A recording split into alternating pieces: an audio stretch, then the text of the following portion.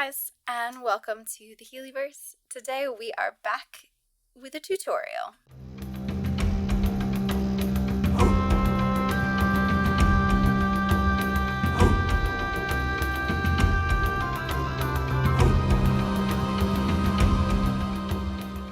You say hi, Bunny? What do you think? You hate this? Do you want me to let you go and give you a hi? Today is like a part 2 to my last tutorial video. In that, I'm going to be showing you how to make a paper rose. What do you think? No? Not a fan? Okay, I'm sorry. Anyway, I'm going to be showing you how to make a paper rose. If you watched my ribbon rose tutorial, you'll have seen kind of a glimpse of these. If you haven't, it's right there. It's right here. Go check it out. Give it a like, but then come back and finish watching this one. So, similar with that one, I learned how to make paper roses because when getting ready for our wedding, I wanted a bouquet that was going to last forever. Maybe it's cheesy looking into that symbolism because I want our marriage to last forever, but I don't care. It's my wedding, not yours.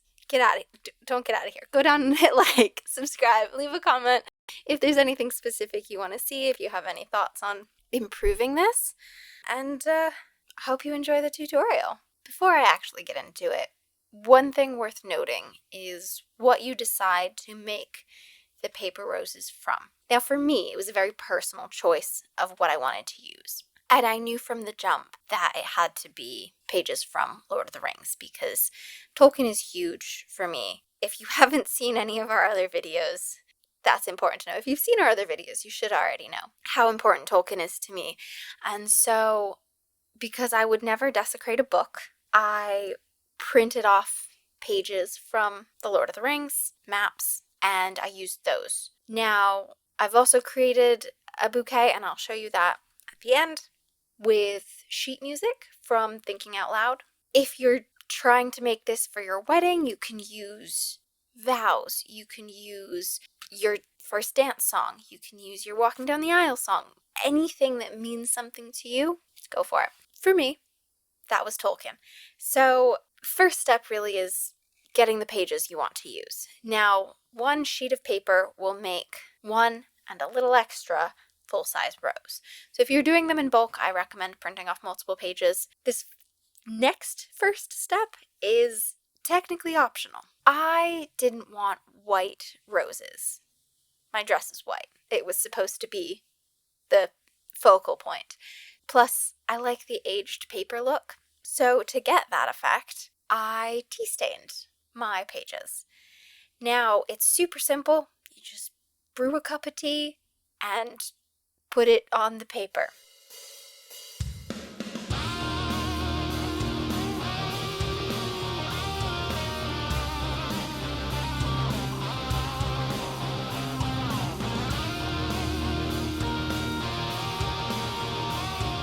You do have to be super careful when taking it back off whatever you stain it on, because paper gets really thin, it tears super easily. You can even see mine did. Fortunately, I didn't need the whole sheet, and a little bit of tearing is not that big of a deal. If you really want it dark, you can stain the back as well. I only did the front because I just wanted a bit of aging on this one. Another thing, the ink will run a bit. I'm sure there are ways to counteract that. I personally didn't care. When staining with the tea, honestly, be as haphazard as you can, because having different spots be darker and other spots be lighter and different stain designs, I think adds character and makes it look so much nicer, at least for the look I was going for. I didn't want it all uniformly aged. I wanted to have that rustic look. Now, the most annoying part is the drying. And I didn't film this because I didn't think you'd want to watch paper dry. Once the paper is dry, you need a square from it. And so I'm going to not use the part of this map where it's mostly empty. So we're cutting off the sundering seas. Sorry. I know they are important, but not for this. You can absolutely use a fancy paper cutter. I have one somewhere, but I wasn't finding it just for this video. So I just went back to my original method of folding the paper into triangles to make a square. This does not have to be perfect. Once you have one big square, you're going to make it 4 smaller squares. Again, if I had my paper cutter, this would be super quick. However, I know not everyone has one, so this is a great way to do it if you haven't. One thing with the folding, you want to make sure you've creased it enough times that it will tear on that nice line. But again, small tears in either direction aren't going to be a huge deal, as the entire outside of the paper is going to get cut off in the next step.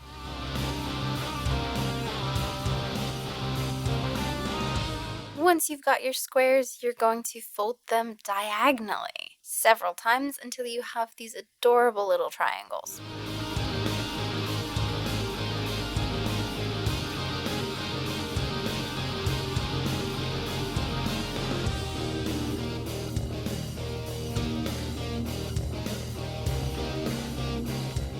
To get the petal shape, you can use all kinds of things. I know when I was getting ready for the wedding, I used a paint bottle, just a little acrylic paint bottle, to give me that nice curved trace. You can freehand it, just like flowers that naturally occur.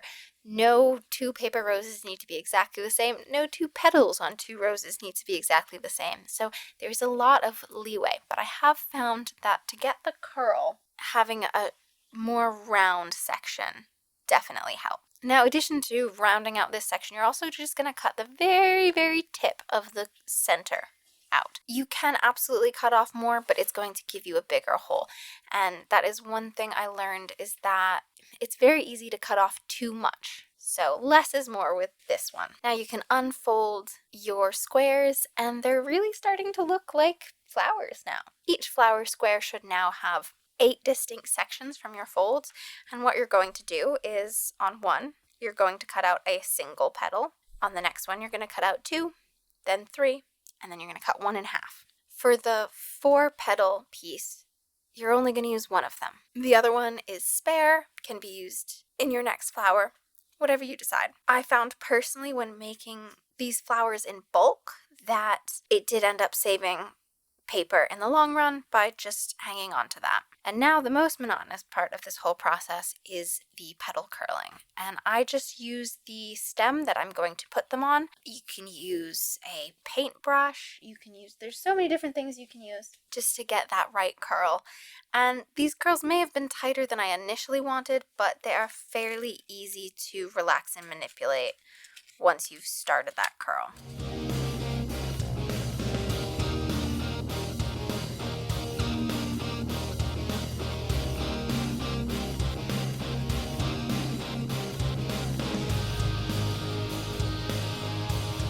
Now, once you've curled all of the petals, it's time to start gluing them. I will admit, the first petal is the most challenging to wrap both around itself and then get onto the stem.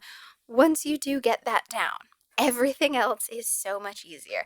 The set of 2 is a little bit challenging, but if you just make sure you leave yourself a hole at the bottom to slide it through, you can then put as much glue as you need to hold it on. Then you just repeat the process, gluing the sets of petals together in numerical order, so 1, 2, 3, 4, 5, 6, 7, and sliding them onto the stem, putting as much glue as needed to hold them nice and stable. Similar to my ribbon rose tutorial, I try and have the gap where they meet not be anywhere near the previous one, if that makes sense.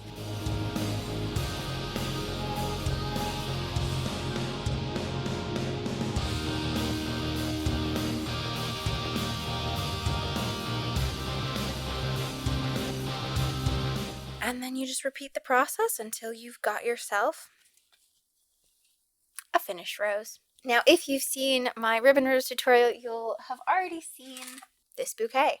This is what it looks like when you don't stain the paper. So it's a vibrant white bouquet, and it's lovely. It's just not what I was going for. This is the one that I mentioned is the sheet music for Thinking Out Loud. I know it's an important song to a lot of people, and really you can use any important song, as I said, vows, music, books, anything relevant to you, your relationship, or if you're just making it as a gift to someone. Really versatile. This one is my wedding bouquet.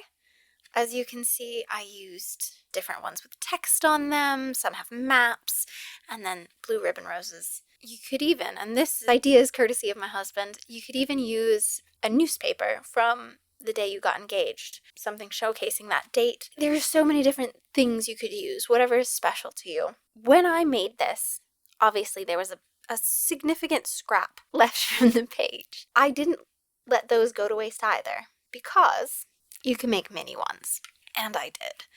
So these were the girls' bouquets for my wedding as well. I did tiny ribbon roses, I did tiny flower roses, and we 3D printed and painted, hand-painted, tiny sting bouquet holders. Do you see the Tolkien thing?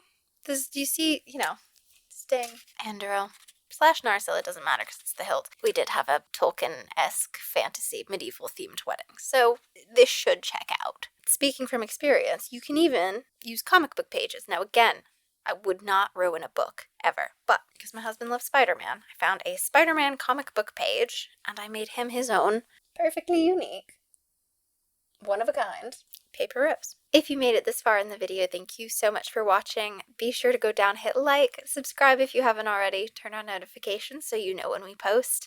Check out that ribbon video if you haven't yet, and leave a comment if there's anything else you want to see. If you want to see the 3D printing process and hear about the nightmare that was, let us know, because oh boy, was that an adventure. We're keen to get on with more creative stuff. If you like House of the Dragon, go check out our House of the Dragon videos. If you hate Rings of Power, go check out our Rings of Power videos. And come along for the adventure that is the Healyverse. Again, thank you so much for watching. I'll see you in the next video. Whatever that may be.